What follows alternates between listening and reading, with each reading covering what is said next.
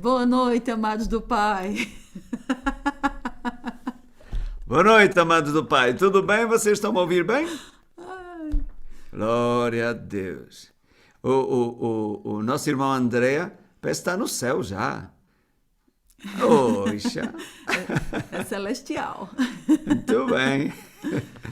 Glória da família Brito, meu amigo. Vocês estão assistindo de onde? Da Covilhã? É lá perto. Glória a Deus. Irmão velhinho, tudo bem, irmão velhinho? Boa noite. Glória a Deus. Muito bem, olhar aqui os santos todos. Deixa-me passar em vistoria. Em revista. Muito bem. Muito bem. Quero pedir o favor daqueles que podem tirar o quadro negro e mostrar o seu rosto lindo, o seu sorriso, Pepsodente ou Colgate. Ok, glória a Deus. Muito bem. Muito bem. Ora aí está. Glória a Deus. Sejam todos muito bem-vindos a esta reunião de grupo familiar online. Vamos orar e vamos passar à palavra. Tens alguns anúncios para dar? Ficha de membro, se você ainda não preencheu sua ficha de membro, passa no balcão e preencha. Lá vai ter dados importantes, tanto para nós como para você também ter acesso ao link do nosso grupo familiar, sem precisar pedir nas nossas redes sociais e também dos devocionais amados do Pai. Isso, eu estou a ver que as pessoas têm feito alguma confusão entre ficha de membro com ficha de novo convertido. É. Então, Se Deus guiou você para congregar conosco, é necessário que você preencha a sua ficha de membro. isso. Para que nós possamos, a gente não quer ficar controlando você, mas é para nós termos uma fonte de acesso, de informações Enviar consigo. o cartão de não é? aniversário. Outra, Vigília. Vigília. Nós teremos a nossa vigília sexta-feira, ou seja, depois de amanhã, depois do culto, Isso. e vá preparado. Quem quiser está aberto para quem quiser participar, mas vá para orar. A vigília é para orar, não é para bater papo. Mas no final, logo cedo, Bater um papo. aqui, Mas não tenho papo nenhum aqui. E no final, cada irmão leve algo para juntos. Não depois, leve no final, leve no início da vigília para depois tomar o pequeno almoço. No final. Vai a casa buscar o farnel. Não, menino. Ah, tá. Para poder tomar o pequeno almoço todo mundo junto. Ok?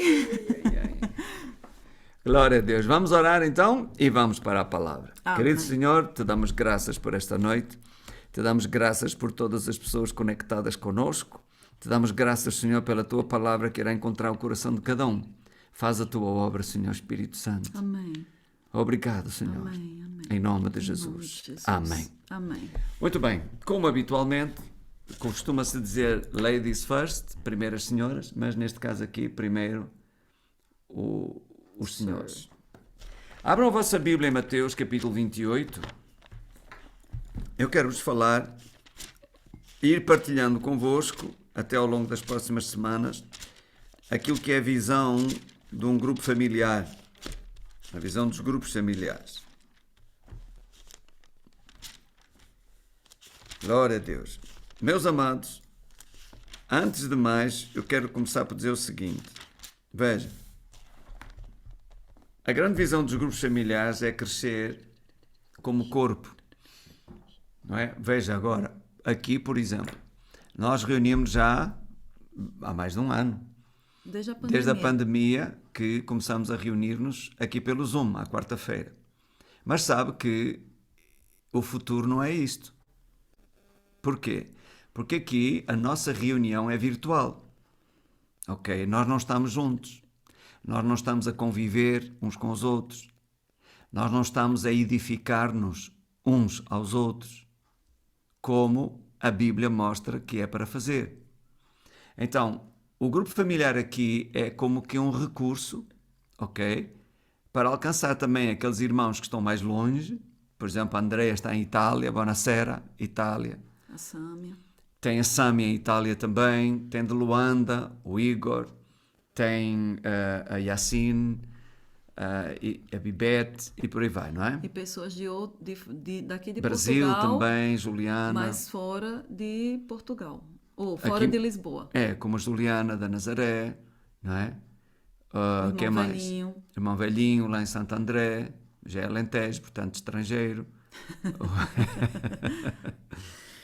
Então, mas na palavra de Deus, obviamente naquela altura no primeiro século não havia estes recursos tecnológicos que nós temos hoje, mas apresenta aquilo que realmente é a ideia do grupo familiar. É as pessoas reunirem-se em casa, a igreja reunida nas casas. E sabe, essa é a visão da nossa igreja também, e é para lá que nós caminhamos no seu devido tempo. Agora, enquanto estamos aqui, eu queria deixar uma recomendação a vocês. Meus amados, não ligue só a câmara quando sou eu e a minha esposa a ministrar. Ligue também quando são outras pessoas. Isso. Honre a mensagem e o mensageiro. Isso mesmo. Amém. Isso mesmo. Porque, na verdade, veja o seguinte, eu sei que vocês gostam de nós, senão nem sequer estavam aqui na igreja, mas se tudo estiver sobre mim e sobre a minha esposa, nós não vamos crescer. Entende? Nós não vamos crescer. Veja que um edifício não está assente num pilar só, Isso. ou em 2 pilares. Uma barraca até pode ser.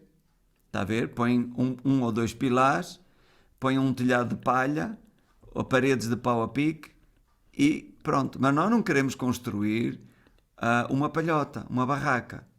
Nós queremos construir uma catedral. Amém. Para quê? A diferença entre a catedral e a igreja, uma capela, é que na capela ou até na igreja, quem começou a construir também acabou. Agora, quando começaram a construir as catedrais, aquelas pessoas que começavam a construção não eram aquelas que iam terminar a construção. Veja só, os Jerónimos levou 132 anos? Não lembro. Acho que foi, se não me falha a memória, 132 anos a construir. Quem começou não terminou. E nem o que pegou a meio terminou. Mas eles estavam a construir, veja aqui, para a próxima geração. E nós sabemos que Jesus está às portas, mas se Jesus não vier entretanto, nós precisamos construir um ministério para a próxima geração. Não pode terminar conosco. Isso não seria sucesso. Se Jesus não vier daqui para lá, né? Se Jesus não Ele vier vem. daqui para lá. Ok, isso eu não sei, mas eu espero que sim. Então, é isso mesmo, nós precisamos de crescer. E crescer através de outros. Veja, a igreja precisa de crescer como um corpo. E para um corpo crescer de forma saudável, todos os membros crescem e se desenvolvem. Não é só um membro que cresce e se desenvolve. Tem que ser todo o corpo. Amém? Porque senão fica deficiente. Imagina o que era, cresce tudo menos as pernas, ou os braços, ou a cabeça, ou os olhos. Ia ser complicado. O corpo não garantiria a sua sobrevivência. Então, precisamos de crescer todos juntos. E a melhor forma de termos um crescimento em quantidade e em qualidade de forma saudável é crescermos através de outros. Assim que a mão faz o trabalho da mão, o pé faz o trabalho do pé, as pernas fazem o trabalho das pernas, os braços, o estômago, o coração, cada um faz o seu trabalho. E como o apóstolo Paulo disse, assim o corpo é edificado segundo a justa operação de cada parte. Eu e a minha esposa, nós não temos tudo para que a igreja chegue à visão que o Senhor nos deu. Nós, como pessoas, podemos pastorear 200 pessoas, é as pessoas que nós temos. Entende? E não passa disto. E entram uns e saem outros, entram uns e saem outros. Porquê? Porque é o máximo que nós conseguimos pastorear. Agora, precisamos de ajuda de todo o corpo. Veja, se cada um de nós, cada um de vocês começar a ajudar-nos a cuidar de 10 pessoas. Viu? Só aqui à minha frente eu tenho, vou contar, 1, 2, 3, 4, 5, 6, 7, 8, 9, 10, 11, 12, 13, 14, 15, 16, 17, 18, 19, 20. 20 pessoas, cada uma tomar conta de 10, já são 200. 20 casas, né? Pronto, já podem ser 20 casas. Já temos 200 pessoas. Só na primeira página, que é o que tenho aqui 3. Agora a segunda página, mais 20. 20. E por aí vai. Então estamos a falar aqui 600 pessoas. Viu o que nós podemos crescer? De 200 para 600 pessoas e deixar de centralizar tudo em nós e poder cada membro fazer o seu trabalho para a edificação do corpo inteiro em amor, como diz a Bíblia. Então nós precisamos de vocês. O reino de Deus precisa de vocês. Eu sei que é mais confortável para nós também estar aqui na nossa casa, no quentinho. Nós até já desviamos aqui um bocadinho para ver a nossa árvore de Natal. É mais confortável. Mas, meus queridos e muito amados irmãos, a igreja não cresce no conforto. Nós precisamos pensar assim, chega uma altura em que eu preciso servir a Deus, fazer algo para o avanço do reino de Deus. Amém? E isso é, por exemplo, cada um de vocês que aqui está, a maioria de vocês já tem maturidade suficiente para vocês próprios liderarem um grupo e cuidarem de um grupo de pessoas. Amém? Então esta é a nossa visão e é para lá que nós estamos a caminhar. Não é ideia nossa, é o que Deus quer para nós. Eu quero mostrar isso a vocês na Bíblia, sempre foi assim. Lembre-se que até o século III, ou vá até o século IV, início do século IV, a igreja não tinha templos. A igreja não construía templos. Eles reuniam-se nas casas. Continua, amor. É da unção? Acho que é mais Continua. da idade. Da idade.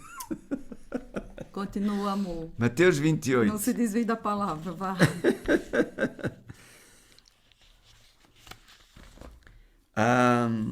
Mateus 28 diz assim, versículo 18. Chegando-se Jesus, falou-lhes dizendo, é-me dado todo o poder no céu e na terra, ou toda a autoridade no céu e na terra. Portanto, ide, ensinai todas as nações, batizando-as em nome do Pai, do Filho e do Espírito Santo, ensinando-as a guardar todas as coisas que eu vos tenho mandado, e eis que estou convosco todos os dias até à consumação dos séculos. Uma outra tradução daqui de Mateus diz, portanto, ide, fazei discípulos de todas as nações. Então, nós fomos chamados, à semelhança de Jesus, a fazer discípulos. Você já viu que Jesus investiu o seu tempo em 12 discípulos? Ele pregava para as multidões, mas a maior parte do tempo ele investia em formar um pequeno grupo de discípulos. E foram esses discípulos que continuaram a sua obra, depois que ele partiu. E por eles, o Evangelho chegou até nós e espalhou-se pelo mundo inteiro, de uns para os outros. Então a ideia de Deus nunca foi que tudo estivesse centrado numa pessoa só. Depois a pessoa morre e pronto, acabou. Vamos esperar que venha outra. Não, essa não é a ideia de Deus, isso não é igreja. Amém? Cada um de vocês, cada um de nós, tem capacidades dadas por Deus, tem habilidades divinas, tem dons e talentos. E nós precisamos colocar todo esse potencial na vida de outras pessoas, edificar outras pessoas. Só assim nós vamos crescer, meus amados. E olha, Deus chamou-nos para o crescimento. Amém. Amém. Amém. Abram a vossa Bíblia agora em Atos capítulo 2, versículo 46.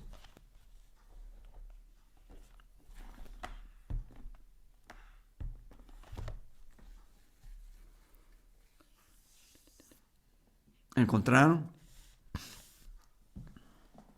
Diz assim, e perseveravam unânimes todos os dias no templo, e partindo o pão em casa, comiam juntos com alegria e singeleza de coração, louvando a Deus e caindo na graça de todo o povo, e todos os dias acrescentava o Senhor à igreja aqueles que se haviam de salvar, ou aqueles que iam sendo salvos.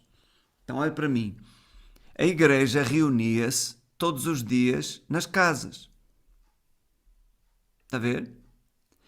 E comiam juntos. Por isso é que, quando vier os grupos familiares, uma parte muito importante é o convívio, que é tão espiritual como a palavra, como a oração. Porque o convívio entre os irmãos cria laços de amizade, laços espirituais. E essa é a ideia. Amém? Então, a ideia de se reunir nas casas veio de Deus. Jesus mesmo exercia o seu ministério de casa em casa.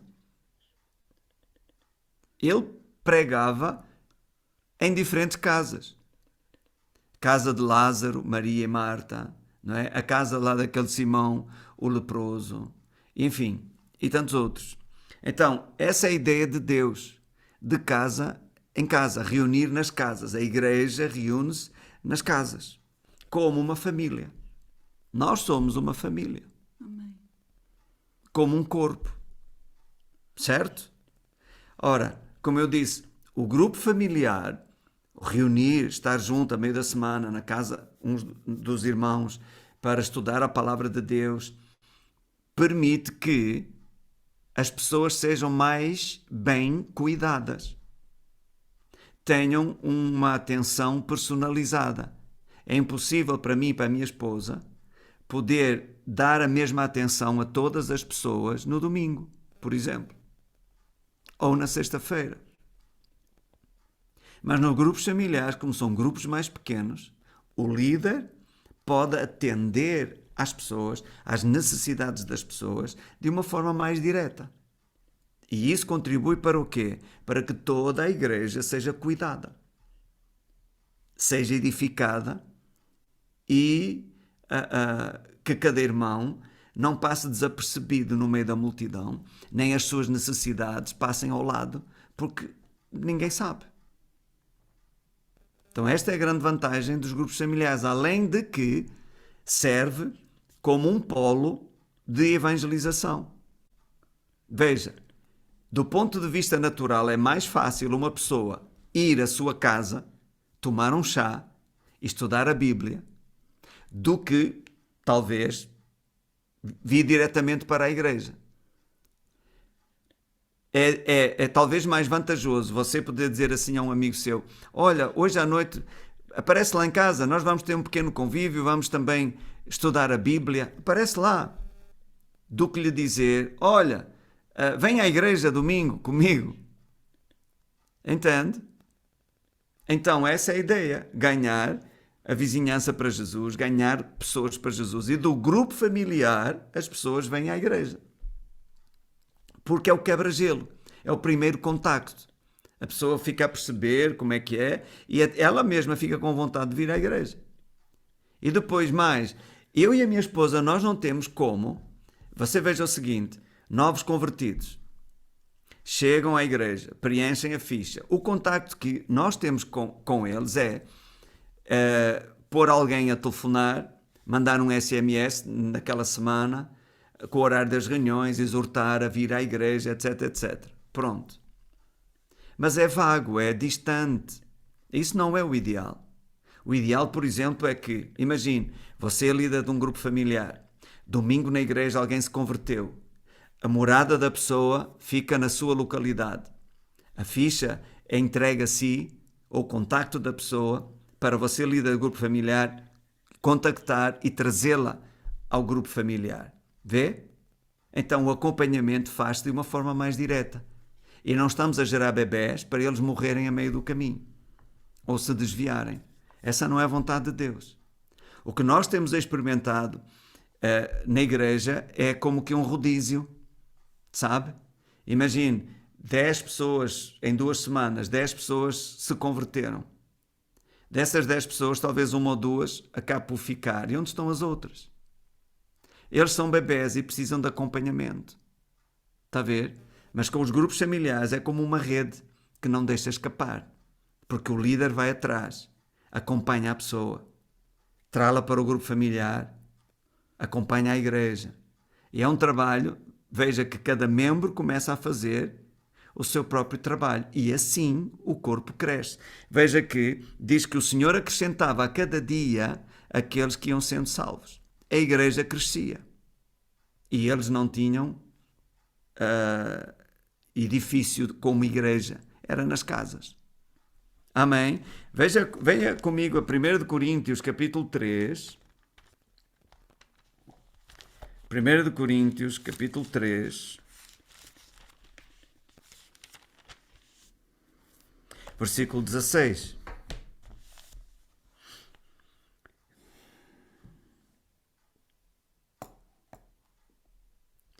Primeiro de Coríntios 3,16 diz assim: Não sabeis vós que sois o templo de Deus e que o Espírito de Deus habita em vós? Está a ver? Não sou só eu e a minha esposa que temos o Espírito de Deus. Ai, mas nós gostamos mais de ouvir o pastor e gostamos mais de ouvir a pastora. Mas, meus amados, você também tem o Espírito de Deus dentro de si. Não tem problema nenhum. Não tem problema nenhum em você gostar mais de ouvir esta pessoa, gostar de ouvir aquela. Mas não despreze o que Deus colocou dentro de si.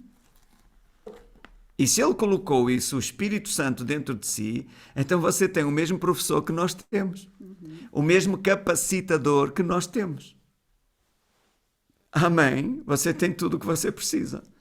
Veja comigo também 1 Coríntios 6, versículo 17 e 19.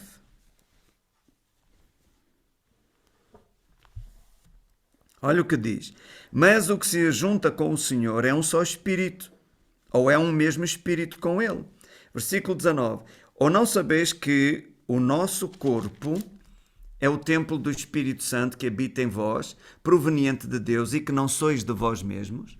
Diga comigo, eu não sou de mim mesmo. Eu não sou de mim mesma. Então, se nós olharmos para a igreja como um corpo, ok? A igreja é morada do Espírito Santo também, onde o Espírito de Deus habita e onde ele se move. Amém? Alô? Então, nenhum de nós está desprovido de capacidade ou de dons e talentos que não os possa pôr ao serviço do corpo. Amém? Ok. Venha comigo a Atos capítulo 5.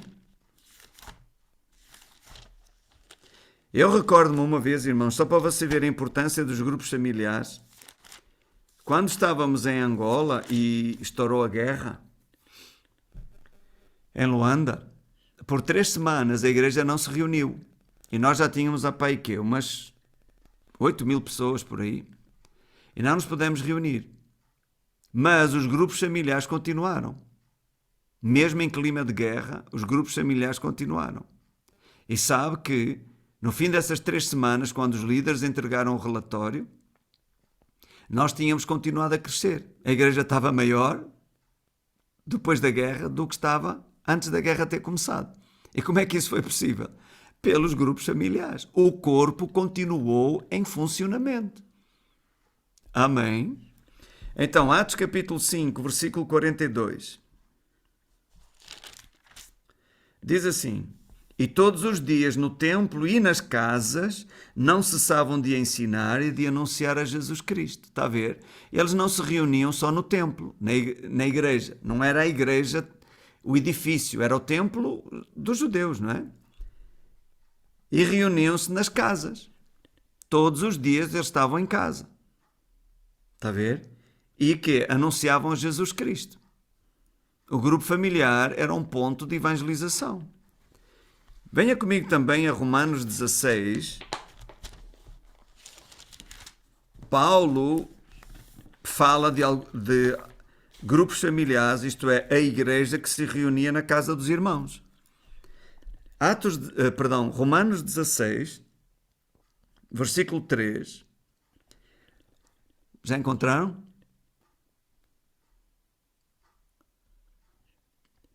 Diz assim: Saudai a Príscila e a Áquila, meus cooperadores em Cristo Jesus. Seguindo, os quais pela minha vida expuseram a sua cabeça, o que não só eu lhes agradeço, mas também todas as igrejas dos gentios. Saudai também a igreja que está em sua casa. Está a ver? a igreja que está em sua casa. E não fica a pensar que eles deviam ter assim uma casa de 1000 metros quadrados e a igreja... Não, eram casas normais, como a sua, como a minha, mas os irmãos reuniam-se lá. E diz que se reuniam todos os dias até. Nós será só uma vez por semana. Está a ver? Mas reuniam-se nas casas. Depois, versículo 15. Saudai a Filólogo e a Júlia, a Nereu e a sua irmã e a Olimpas, e a todos os santos que com eles estão. Está a ver? Todos os santos que com eles estão, isto é, que se reuniam na casa deles. Então, a ideia de grupo familiar partiu pelo Espírito Santo, nos irmãos do primeiro século. Essa é a visão de Deus e é a visão de Deus para nós também. Amém? Então não tem que estar tudo em cima de mim e da minha esposa, porque senão nós não vamos crescer mais. Chegamos a um ponto que é o limite. Pronto. E se entram 10, saem 10, entram 15, saíram 10 com o tempo e você vê as caras vão se renovando, mas o número é o mesmo. E porquê? Porque falta esse acompanhamento, porque está tudo em cima de nós os dois. E nós não conseguimos pastorear mais do que as pessoas que nós temos. Mas se vocês se juntarem e nos ajudarem nisso, aí sim, cada um de vocês pode pastorear, entre aspas, cuidar de um pequeno grupo de pessoas.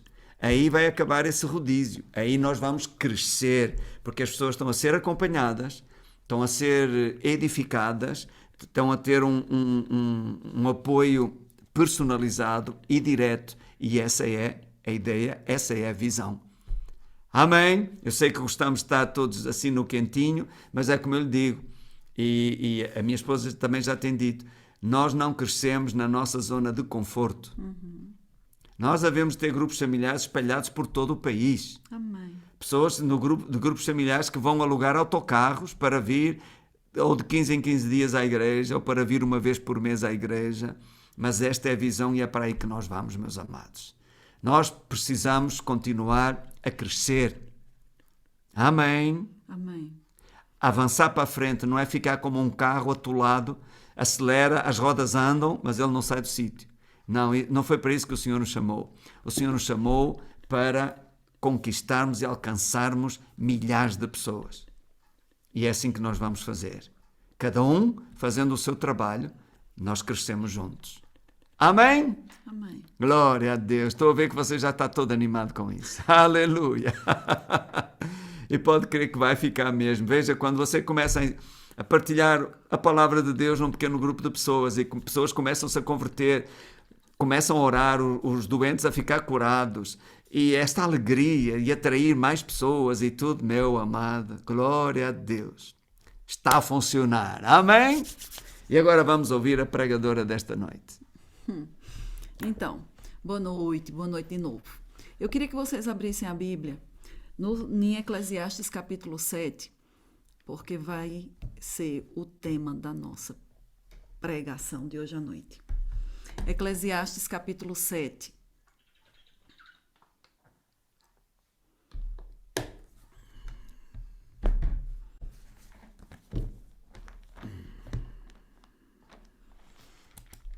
Aleluia. Se você encontrou, quem encontrou? Eclesiastes capítulo 7, versículo 1. Isso é um assunto que mexe muito comigo. E que como eu digo, mexe. Eclesiastes capítulo 7, versículo 1 diz assim: melhor é, eu sei que você pode estar sozinho aí na sua casa, mas diga assim comigo, diga, melhor é. Melhor é. Diga de novo, melhor é. Melhor é. Aí ele diz, melhor é a boa fama do que um unguento precioso. Até aí. Na NVT diz assim, uma boa reputação vale mais que um perfume caro.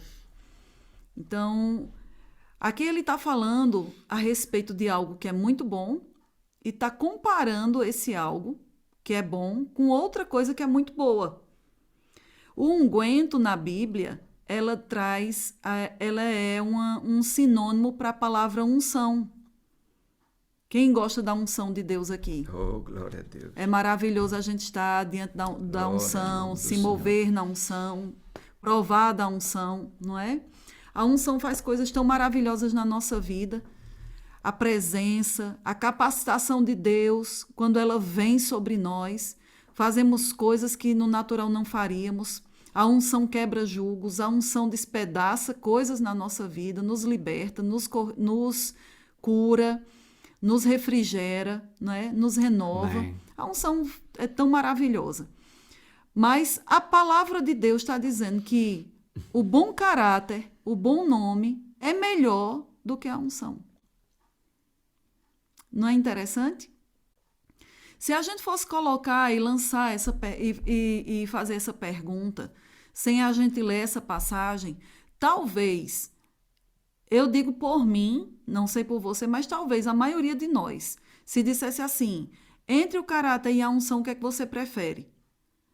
A gente provavelmente diria a unção, porque a unção é uma coisa espiritual, a unção é de Deus. Pois eu quero mostrar para você que o caráter é tão espiritual quanto a unção. Amém. E a palavra de Deus diz que entre uma e entre a outra, o caráter é melhor do que a unção. É isso que Eclesiastes 7:1 está a dizer. Olha, vamos ler novamente. Melhor é. Então, se ele começa dizendo que melhor é, então Deus, ele já está estabelecendo um veredito exato sobre a maneira como ele enxerga tanto uma coisa quanto a outra. Agora, nós vemos que o caráter e tudo que foi criado, ela tem um lugar para funcionar, ok? Então, imagine, essa caneta aqui, ela foi criada com um propósito. Ela não foi criada com o propósito de varrer o chão. Se eu posso até querer varrer o chão com ela, mas eu ia danificar a caneta e iria danificar o chão. Existem determinadas coisas que foram criadas que só funcionarão para um lugar específico. Elas não funcionarão para nenhuma outra coisa mais. Já existem outras coisas que funcionam em qualquer lugar. Entende? A funcionalidade de determinadas coisas não está restrita apenas a uma coisa, ou a um lugar, ou a uma situação. Quando nós falamos sobre a unção e o caráter, nós podemos ver a unção, ela é maravilhosa. Mas sabe, amados, embora a unção esteja dentro de nós, ela não está operando o tempo inteiro. Amém? Não. Ela não está em operação, ela não está em evidência o tempo inteiro. Não. Agora, por que é que o caráter é melhor do que a unção? Porque o caráter é uma dessas coisas que funciona em qualquer lugar, em qualquer tempo, em qualquer situação. O caráter sempre produzirá um resultado, seja bom ou seja ruim. Então, Deus está dizendo que a unção é maravilhosa, tem o seu lugar. Mas entre escolher uma coisa que funciona para um lugar específico e para um propósito específico e para uma que funciona em qualquer situação, em qualquer lugar e para qualquer pessoa, Deus está dizendo, eu prefiro que você se detenha naquilo que funciona em qualquer situação, em qualquer lugar, para qualquer pessoa. Inclusive para você mesmo. E isso fala sobre caráter. E sabe, o caráter é uma das coisas que praticamente as pessoas não estão mais dando tanta importância nos dias de hoje. E por que não? Porque caráter é uma soma de princípios. Eu quero ler aqui para você as definições. Eu escrevi algumas coisas aqui e eu vou lê-las para ajudar a você a compreender o que é que significa caráter e por que ele é tão importante. O que é caráter? Caráter é a soma dos princípios que nós carregamos. É a soma dos princípios que carregamos conosco e que norteiam as nossas decisões. Todas as decisões que nós tomamos na vida, elas são definidas pelo caráter que nós temos. Ok? Então, O caráter são a soma de princípios que carregamos conosco e que norteiam as nossas decisões e escolhas na vida. São atributos intelectuais, morais, sejam eles bons ou maus, que nos definem como indivíduos. O bom caráter se refere à virtude, à ética, à autodisciplina e ao conjunto de qualidades da pessoa. Quando uma pessoa tem um bom caráter, ela se recusa a negar os seus princípios.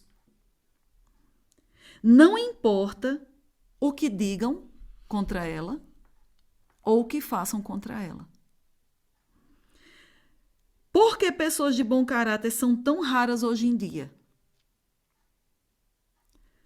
Porque tudo que é bom na vida custa um preço alto. Agora, deixa eu agora trazer um entendimento melhor sobre isso aqui que eu acabei de dizer. Se caráter é uma soma de princípios que nós carregamos, aonde nós aprendemos esses princípios? Os princípios são coisas estabelecidas, são regras, são mentalidades, são valores que nós aprendemos. E onde é que nós aprendemos essas coisas? Querida, eu vou te dizer uma coisa. O primeiro lugar onde você vai receber princípios de caráter é dentro de casa. Yeah. O nosso lar, a nossa casa, o local onde nós crescemos, o local onde nós fomos criados. E quando eu falo local onde nós fomos criados, nem todos foram criados com pai e mãe, pode ter sido criado com tia, com tio, com avô, com avó. Independente do local onde você foi criado, você recebeu princípios por base das pessoas que te criaram. E esses princípios, até hoje, têm influência forte sobre a sua vida. Eu vejo quando meu marido fala sobre as surras ou sobre as coisas que a mãe dele aplicou nele, ele fala como se aquilo tivesse acontecido ontem. Ele consegue lembrar... Marcou-me? Pois, lembrar o efeito daqueles princípios como eles foram plantados, porque nem todo princípio vai ser plantado com agrado. Existem princípios que serão plantados dentro do nosso coração à força. Yeah. E o que é mais perigoso é que a geração atual, ela não entende essa realidade. Elas querem plantar determinadas realidades dentro das pessoas somente com agrados e com permissividade. E isso jamais vai estabelecer os princípios certos de caráter que a sociedade, que a igreja, que a família precisa no padrão que as pessoas estão estabelecendo hoje como educação. Vocês estão comigo? Yeah. Eu fico indignada por quê? Porque muitas pessoas hoje em dia, inclusive crentes, colocam a palavra de Deus submetida muito a teorias de psicólogos. A opinião pública.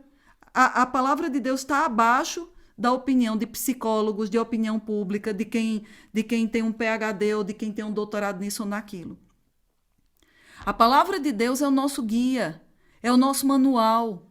Se nós obedecermos o que está escrito na palavra de Deus, nós vamos criar famílias com princípios ordenados, onde não existe caos. Não estou falando família perfeita. Não existe. O que é uma família perfeita? Família perfeita não é uma família que não tenha defeitos, mas é uma família que se rege, que se ajusta e que se guia pelos princípios da palavra. A base da moralidade, a base da honestidade, a base do serviço, a base do tratamento, sabe, a forma como nós tratamos uns aos outros, a forma como nós lidamos com o que é alheio. Tudo isso são princípios que se aprendem em casa. Às vezes a gente não pode esperar que outras pessoas lá fora ensinem a educar os nossos filhos, porque isso é responsabilidade nossa. E o que eu acho interessante é que os pais de hoje em dia estão diluindo tanto deixa eu colocar assim, essa responsabilidade de plantar esses princípios dentro dessa geração, que é uma geração que está totalmente desprovida de valores. não tem valor de como ter relacionamentos saudáveis, não tem valor de responsabilidades. Tudo aquilo que tira as pessoas, ou essa geração, da área de conforto, eles já jogam para cima. Eles não querem mais participar. Eles não sabem pagar preço, eles não sabem correr atrás, eles não sabem o valor que as coisas têm. Porque os pais de hoje em dia dão tudo de mão beijada por causa de uma ideia. Ah, porque na minha época eu não tinha isso, eu não tinha aquilo, então eu quero promover para meu filho uma vida que eu não tive. Só que a vida que você teve fez o que você é hoje. Yeah. A vida que você teve, a educação que você teve, tornou você no que você é hoje. E se você hoje é uma pessoa de bem honesta, foi por causa dos princípios que foram plantados dentro de você. Yeah, isso mesmo. Não foi por causa de bens que você recebeu. Yeah. Porque bens não planta princípios. Bens enfraquecem. Quando esses bens são dados sem atribuição de valores e de responsabilidades.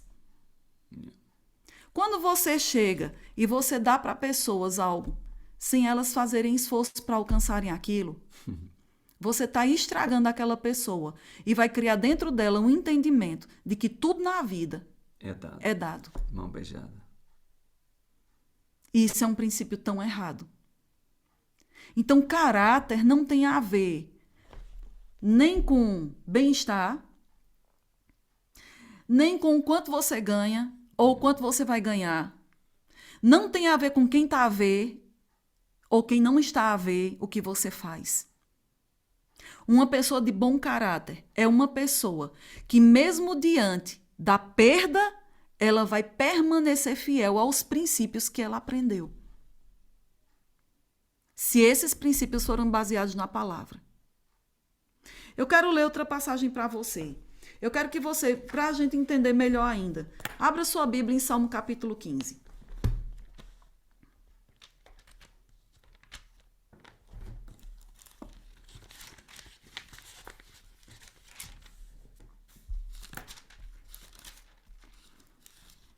Às vezes até, não é? Dá bens para comprar à vontade dos Yeah. filhos. Se fizeres isto, eu dou-te aquilo. Salmo capítulo 15, eu vou ler na versão NVT, porque eu achei muito boa a forma como ele traduziu o Salmo 15. Ele diz assim, esse é um salmo de Davi e ele começa com uma pergunta. Ele diz, Senhor, quem pode ter acesso ou habitar no teu santuário? Queridos, você quer ter acesso ao santuário de Deus? Você quer ter acesso a Deus? Você quer que a sua vida seja agradável a Deus? Intimidade, sim. Nós precisamos discernir uma coisa ou diferenciar uma coisa. Entre amor, Deus ama a todos, mas não significa que Deus se agrada de todos. Existe uma diferença entre amar e estar agradado.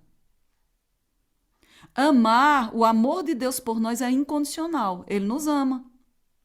Imagine, seu filho, não é? Imagine que você, vou dar um exemplo, você pega e está pagando uma escola particular para o seu filho. Que você está se esforçando, você está trabalhando demais para dar um padrão, uma escola que vai ser fundamental para a área que ele quer, para ele ter facilidade na área que ele quer escolher, né? Aí você se sacrifica para pagar uma escola com uma mensalidade altíssima para que seu filho tenha uma boa educação. E aí seu filho simplesmente leva aquilo ali de qualquer forma. E quando chega na hora de trazer as notas estão todas negativas. A pergunta é, você continua amando seu filho? Sim. Mas a postura e a atitude que ele teve de leviandade, de não querer estudar, de querer tratar as coisas de qualquer forma, agrada a você? Não. Percebe a diferença? O amor é incondicional, mas o agradar tem a ver com a nossa postura, com o nosso procedimento, com a nossa maneira de viver, com a nossa maneira de estar. Deus nos ama, mas isso não significa que Ele está agradado de nós. Então, Davi aqui está fazendo uma pergunta. Ele diz, Senhor, quem pode ter acesso ao teu santuário? Eu vejo isso com a palavra agrado. Quem pode cair na tua graça de ter acesso a ti, de ter acesso às coisas mais íntimas, os mistérios que estão no teu coração? E se você vê qual é a resposta de Deus, né? E ele continua dizendo, quem pode permanecer no teu santo monte? Amados, uma pessoa indisciplinada, uma pessoa rebelde, uma pessoa desonesta, não pode estar diante de rei. Ela pode até estar, até ela não ser descoberta. Mas imagine, tudo isso fala de comportamento, de postura, de atitude. A gente precisa entender que nós estamos diante do Senhor, que nós vivemos diante dele. Deus não está somente quando a gente está na igreja. Ele está dentro de nós. Nós somos a sua casa. Ele não podia estar mais perto de nós do que ele está.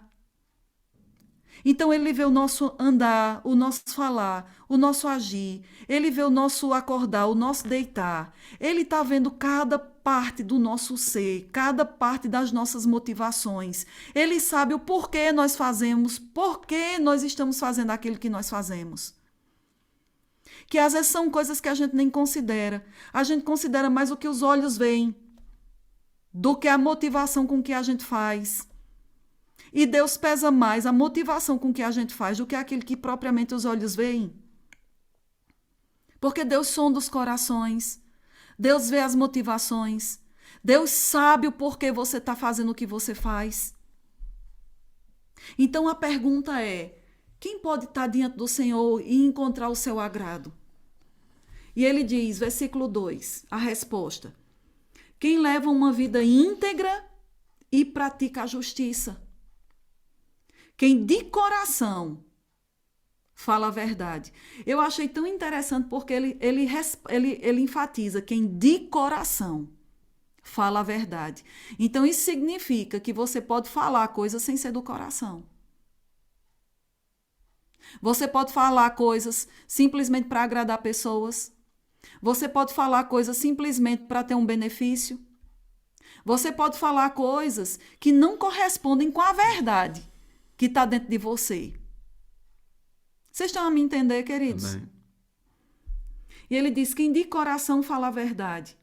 Versículo 3. Quem não difama os outros, não prejudica o próximo e nem fala mal do seu próximo. Contra o seu vizinho. Quem não difama os outros, não prejudica o próximo e não fala mal, não fala contra o seu vizinho. E sabe, tudo isso fala sobre o quê? Se a gente pegar o Salmo 15 e espremer, sai uma palavra: caráter. Uma pessoa que tem um bom caráter é uma pessoa que fala a verdade de coração. É uma pessoa que não vai usar de artifícios para ter benefícios. É uma pessoa que, se ela realmente é amiga, ela não vai ficar intimidada de falar a verdade para o amigo, porque o ama. E o amor fala a verdade. Ela não vai difamar quando alguém fizer mal contra ela, porque ela está dizendo, me difamaram? Pois eu também vou difamar. Uma pessoa de bom caráter não faz assim. Yeah. Uma pessoa de bom caráter não retribui segundo o que recebeu, se foi ruim. A ruindade do outro não vai alterar a sua essência. Não é porque o outro é ruim que você tem que ser ruim. Porque, afinal de contas, caráter é um estado de ser. E se você não estabelecer um bom caráter dentro de você e determinar que ele é a linha que vai demarcar a sua forma de viver, você vai estar sendo influenciado para corromper princípios que foram plantados dentro de você. Se não foi dentro da sua casa, Foi pela palavra de Deus. Porque a palavra de Deus planta princípios de caráter dentro de nós. Nós vemos tantas passagens na palavra quando Deus diz para nós: fale a verdade, não minta, trabalhe, seja honesto, seja fiel,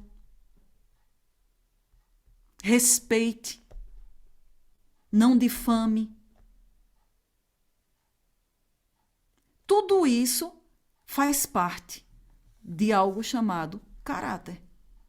E a gente olha para isso e às vezes a gente olha para dentro da nossa sociedade, dentro da nossa igreja, dentro de qualquer instituição onde existe a coletividade, e nós podemos ver, deixa eu falar no ambiente de igreja, que muitas vezes o que falta no ambiente de igreja não é pessoas espirituais, é pessoas de caráter.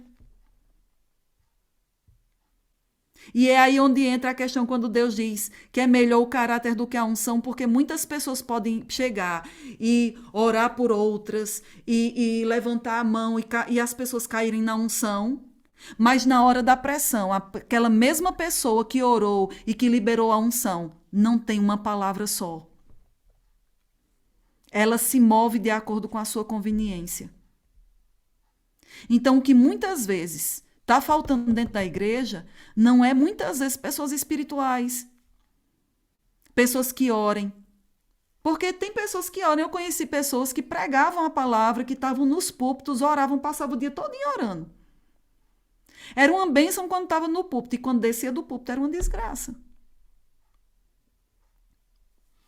E nós precisamos ter cuidado porque a unção não respalda a nossa vida, mas o nosso caráter respalda.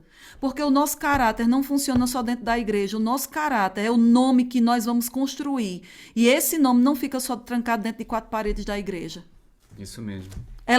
O nosso nome sai pelas ruas, o nosso nome sai pelas lojas, o nosso nome sai pelas famílias, o nosso nome chega em lugares que a gente nem imagina. Yeah.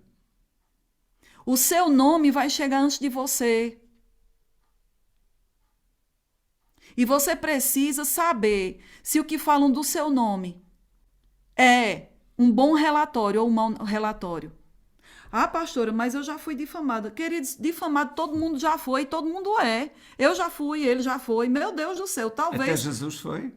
Talvez eu nunca fui tão difamada desde que eu pisei o pé aqui em Portugal. Agora, existem pessoas que convivem conosco e que podem dar testemunho de quem nós somos. Não é sobre alguém que não lhe conhece. Agora, uma mentira pode ser dada, mas uma verdade sempre chega. Yeah. Sempre chega. Porque não se pode esconder a candeia por muito tempo debaixo da cama. Não se pode, amado. E a gente precisa entender que a gente precisa olhar para a nossa vida e saber quais são os princípios que estão norteando a nossa vida. Porque você pode não saber muito da palavra, mas se você tiver um bom caráter, isso já é meio caminho andado para você tomar boas decisões na sua vida. Isso mesmo. Você percebe? Essa frase veio hoje dentro de mim. Nosso caráter determina.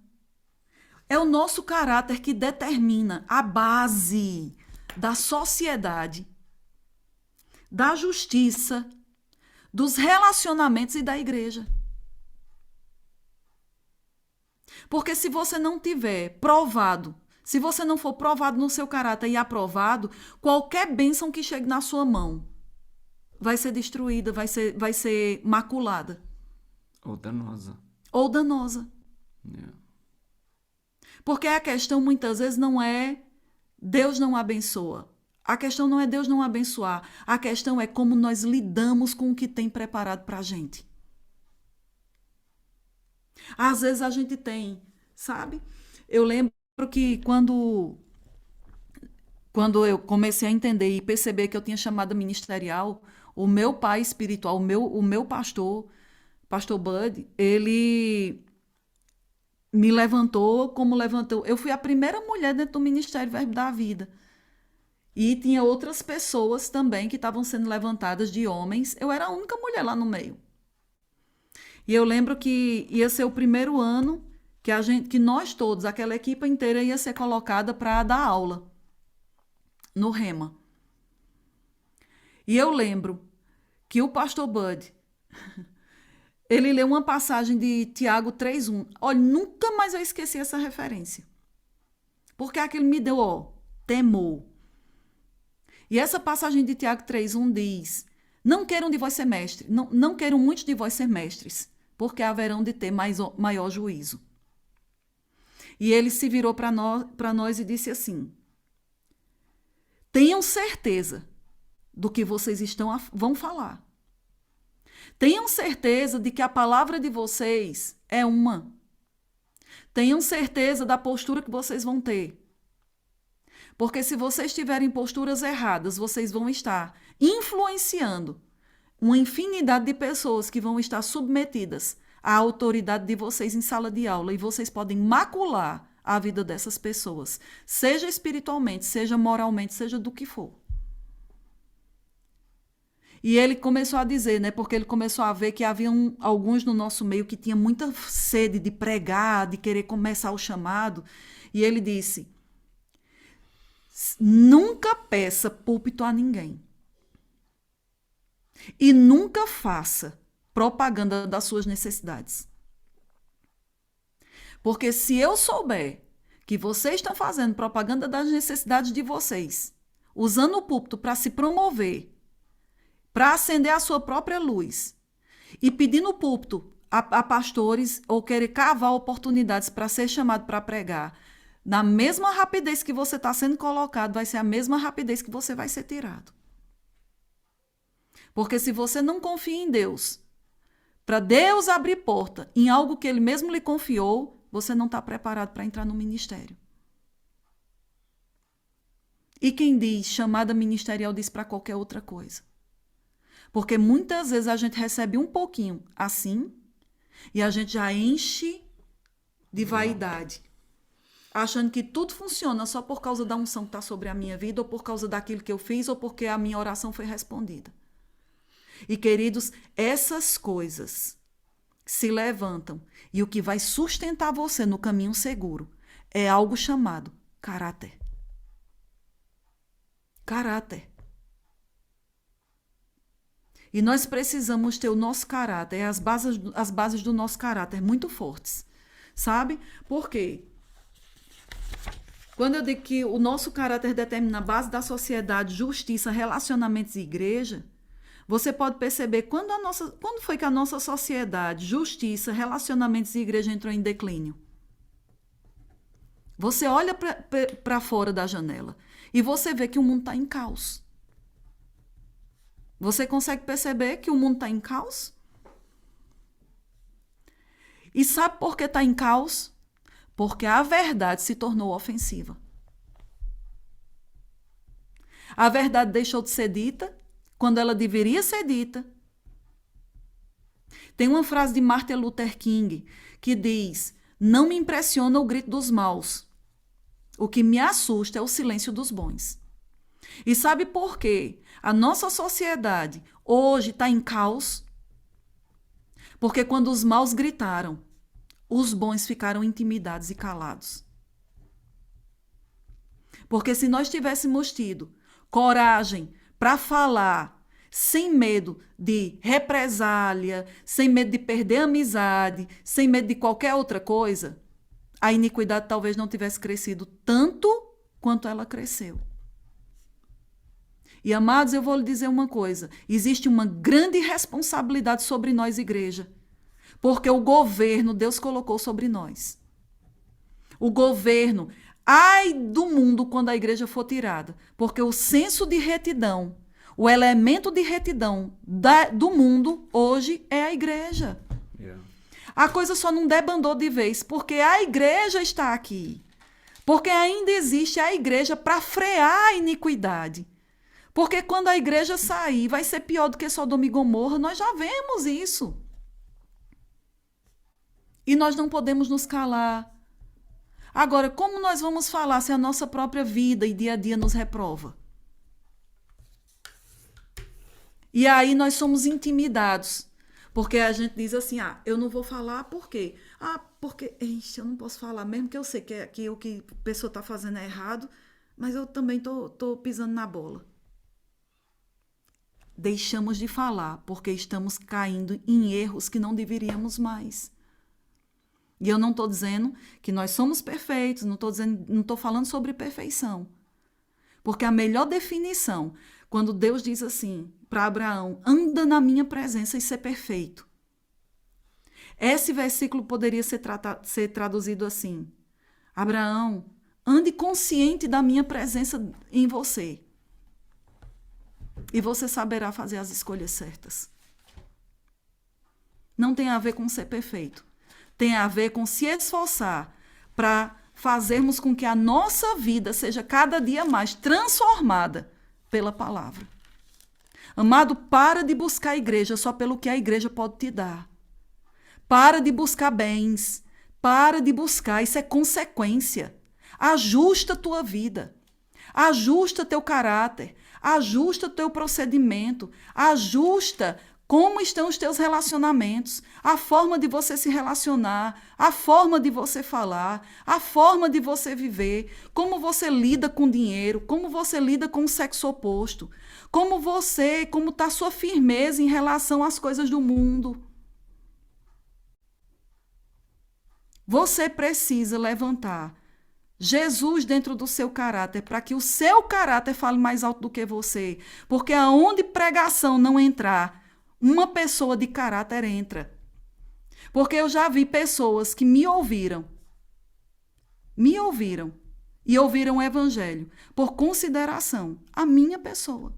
E já vi também que pessoas que vieram se aconselhar comigo disseram, eu quero que você me aconselhe porque eu sei que você não vai falar o que eu quero ouvir. Nós precisamos desenvolver esse tipo de fama sobre nós.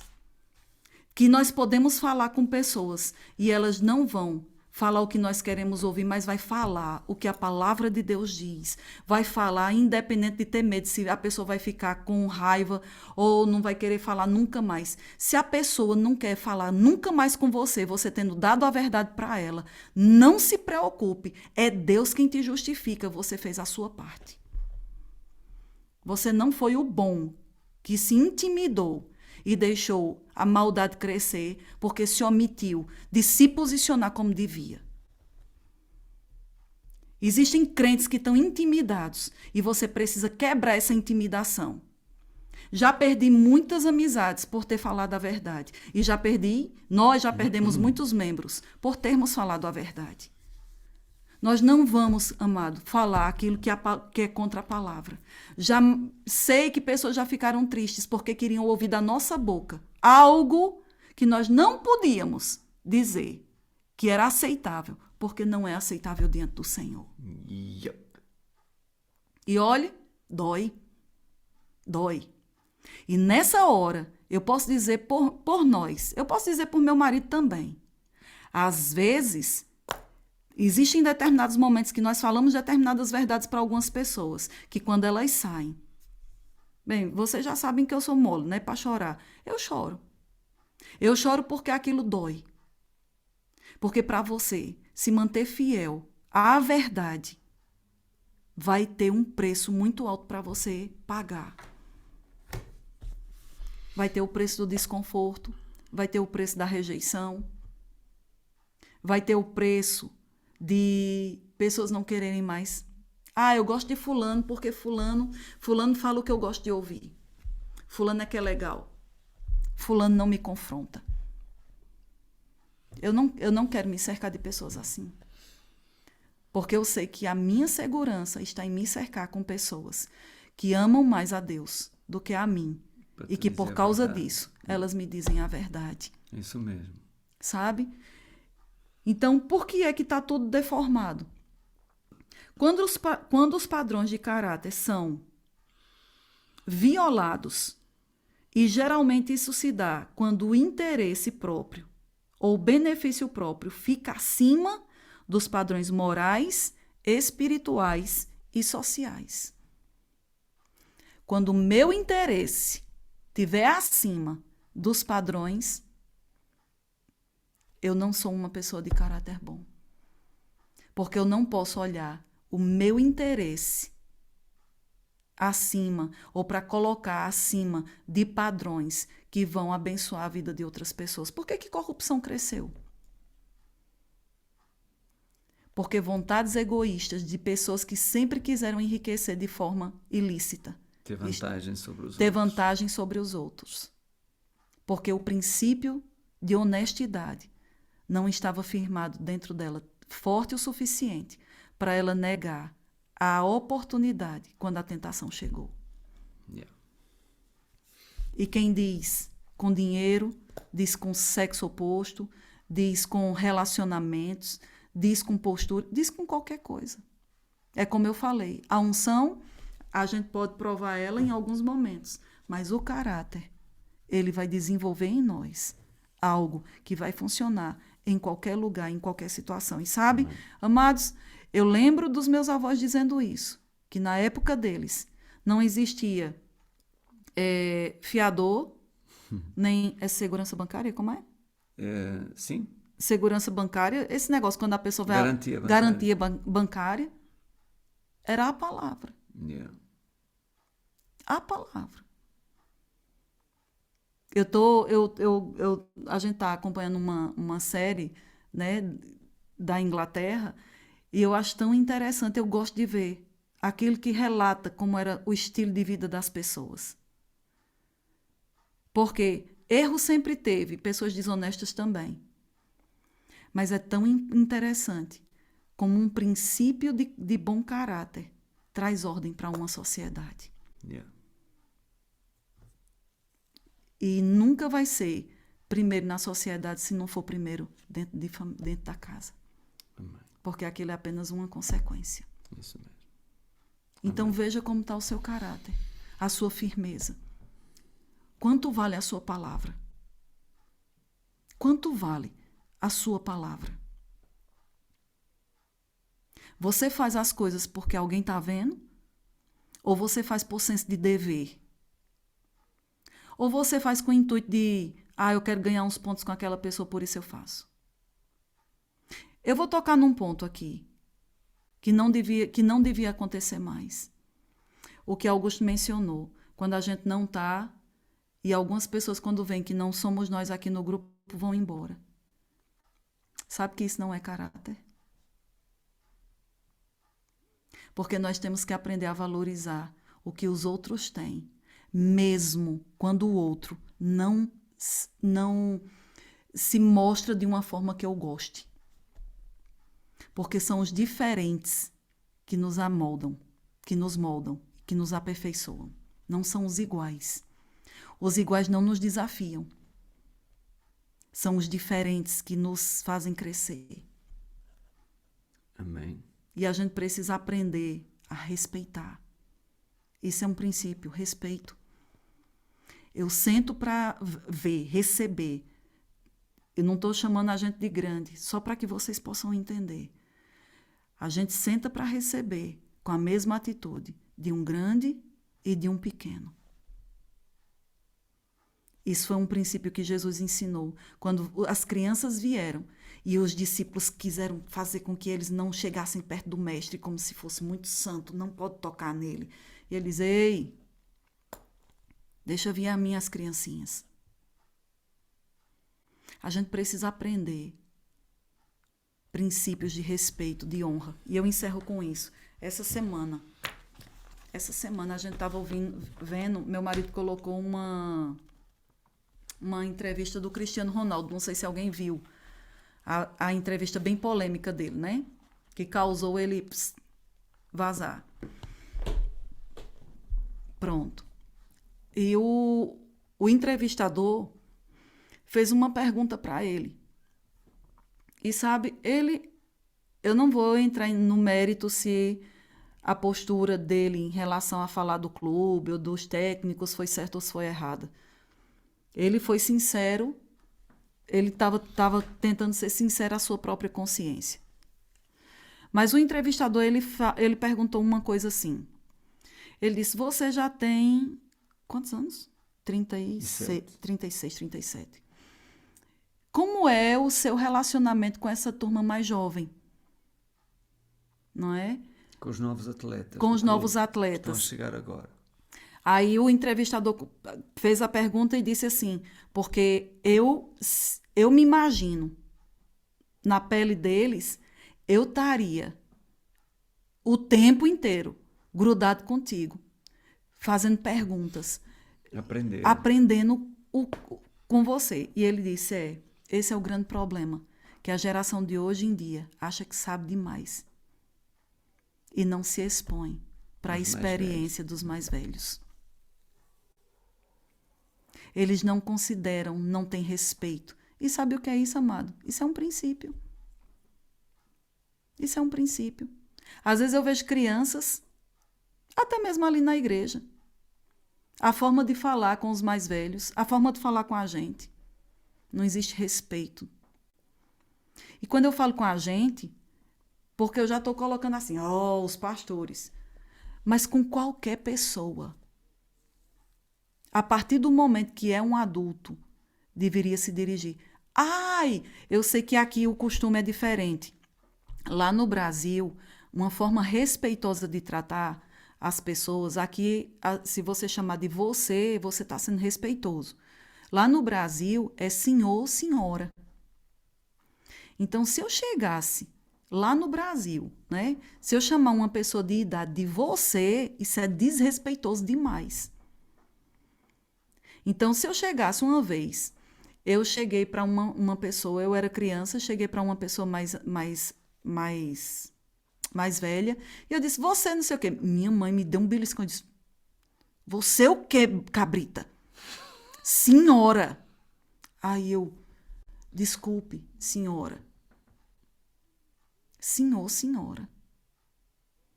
E, queridos, isso é princípio que se aprende dentro de casa.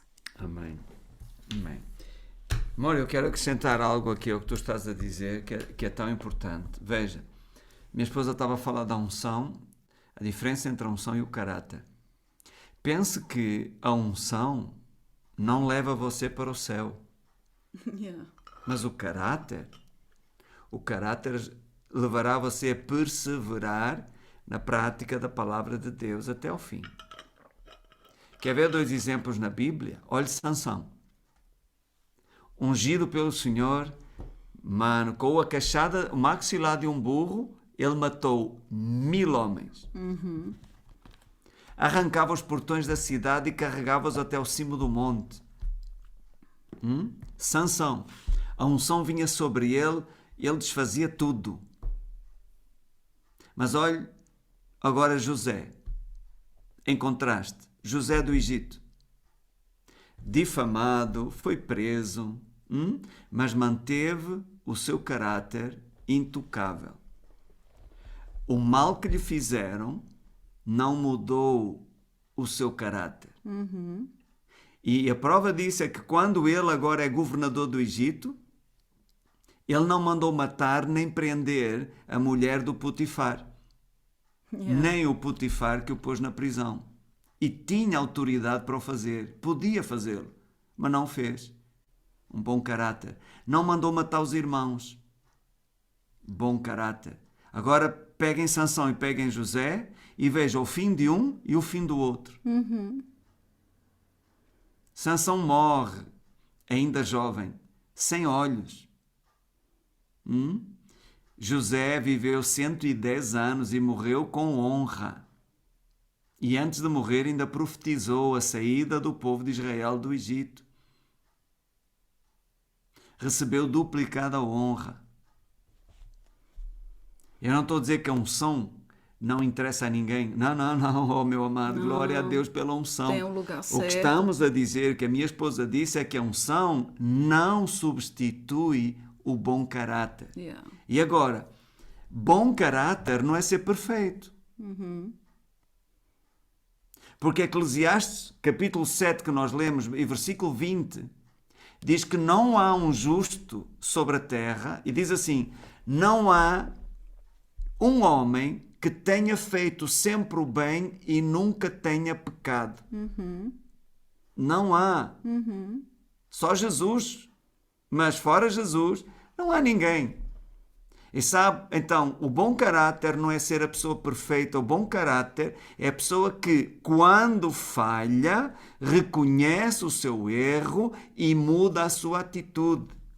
Arrepende-se. Isso é um bom caráter. Sabe o que é mais um bom caráter? Está descrito em Gálatas capítulo 5, versículo 22 em diante.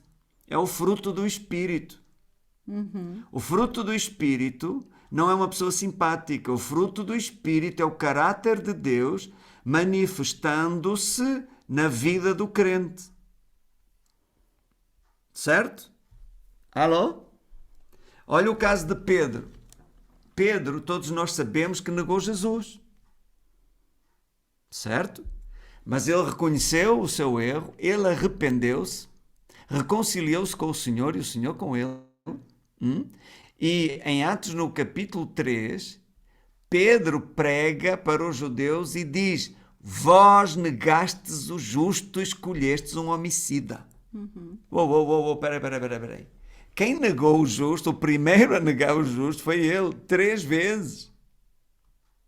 Mas isso não fez de Pedro um mau caráter. Ele reconheceu o seu erro, o seu pecado, arrependeu-se, mudou atitude. E veja, ao ele dizer isto para os outros, significa que aquele erro dele lá atrás não existia mais entre ele e Deus. Porquê? Porque se arrependeu, mudou de atitude. Nem Deus mesmo já se lembrava disso. Então, um bom caráter não é uma pessoa perfeita. Um bom caráter é uma pessoa que reconhece os seus erros. Amém? Então, isso significa o quê? Que todos podemos desenvolver um bom caráter. Porque todos sabemos que não somos perfeitos. Mas todos também sabemos que podemos arrepender e mudar a nossa atitude. E isso é um bom caráter. Mas também, se você tem os princípios de determinadas coisas estabelecidas dentro de você, isso não vai fazer nem você chegar a cometer esse tipo de erro. Exatamente. Porque o fato de você não também ficar fazendo o tempo todinho e dizer, não, mas eu estou me arrependendo da boca para fora, e a vida não muda, isso mostra que isso é apenas uma desculpa para você permanecer numa vida instável. Então, fique com essa hoje à noite. Fique firme. Quanto vale a sua palavra, o seu caráter, não é? Qual é a fama? Como você tem sido conhecido? E veja o que é que você precisa ajustar, porque todos nós temos alguma área que nós precisamos ajustar em nós. É isso mesmo. Amém? E mais uma coisa, meus amados. Vamos embora. Vamos fugir os dois? Vamos embora. Vamos fugir os dois. Vamos fugir. Um dia destes a gente foge. Tirar uns dias de folga. Muito bem, meus amados. Glória a Deus. Desejamos de todo o coração que você tenha sido edificado com esta palavra. E nós despedimos-nos já aqui. Até sexta-feira. Um grande abraço a todos. Foi um prazer estar com vocês aqui. Glória a Deus pela vossa vida. Amamos vocês. Irmão velhinho, estamos à espera da sua visita, irmão velhinho. Veja se vem um dia desses por aí acima. Muito bem, glória a Deus. Um grande abraço. Um abraço a todos vocês. Peço à nossa equipa o favor de abrir os microfones para se saudarem uns aos outros. Culto, sexta, 8h30, não é às 9h30, nem 9h15, é às 8h30. Amados, um bom caráter também é uma pessoa pontual. Isso. Viu? Então o culto tem hora certa para começar. Não é dizer assim, deixa passar o louvor. Vou chegando.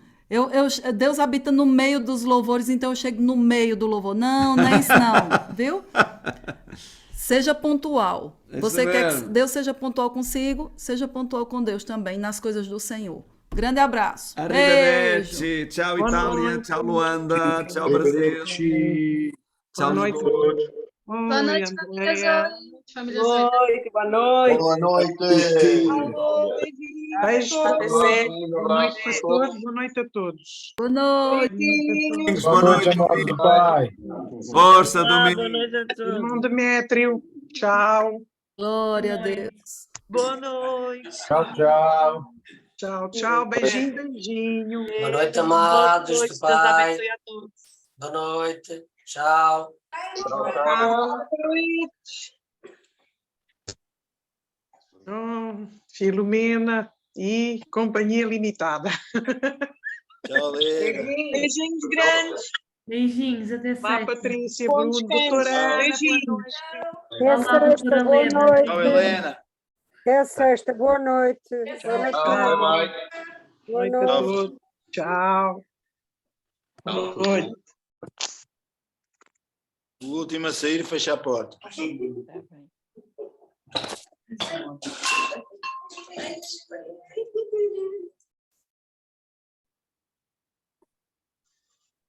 Boa noite, eu não fecho a porta. Liga a luz.